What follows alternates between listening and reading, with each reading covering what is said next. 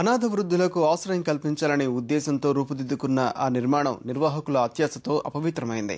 వృద్ధుల సేవను విస్మరించిన విజయవాడ దుర్గగుడి అధికారులు ఆ భవనాన్ని ఆదాయ వనరుగా మార్చేశారు.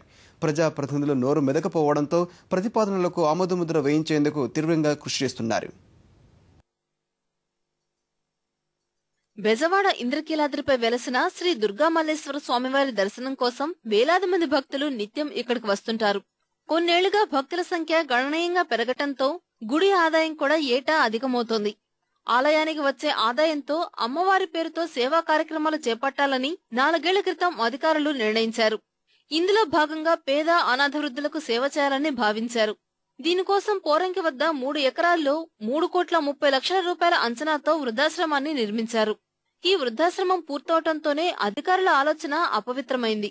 ఆశ్రమం నిర్వహణ వల్ల ఖర్చు తప్ప రాబడి లేదనుకున్న నిర్వాహకులు దాన్ని ఆదాయ వనరుగా మార్చారు. అనుకున్నదే తడవుగా లీజు ప్రతిపాదనలు సిద్ధం చేసి కమిషనర్ కు పంపారు. స్థానిక ప్రజాప్రతినిధులు అభ్యంతరం చెప్పకపోవడంతో అధికారులు వేగంగా పావులు కదిపారు. ఈ అంశంపై దుర్గగుడి ఈవో వాదన మాత్రం భిన్నంగా ఉంది. వ్యవసాయం నిర్వహించాలంటే చాలా అపాయింట్మెంట్ చేసుకోవాల్సి వస్తుంది. దాని మీద చాలా విమర్శలు వస్తాయి. అదేవిధంగా ఇప్పుడు ప్రస్తుతానికి బ్యాన్ ఉండడం వల్ల ఏదైనా ఇతర ధార్మిక సంస్థల ద్వారా నిర్వహణ చేద్దామా, ఏ విధంగా ఏం చేయాలి అన్న దాని మీద ఒక వాస్తవ పరిస్థితుల గురించి కమిషనర్ గారితో మాట్లాడడం జరిగింది. రాతపూర్వకంగా కూడా రిపోర్ట్ ఇవ్వడం జరిగింది. ఆయన గవర్నమెంట్తో చర్చించి, మినిస్టర్ గారితో చర్చించి తన నిర్ణయం 10-15 రోజుల్లో చెప్తా అన్నారు. ఆదాయ వనరుల గురించి మాత్రం అది లీజుకి ఇవ్వాలని కాన్సెప్ట్ కాదండి. దాంట్లో అపాయింట్మెంట్స్ చేసుకుని నిర్వహణ చేయడం అన్నది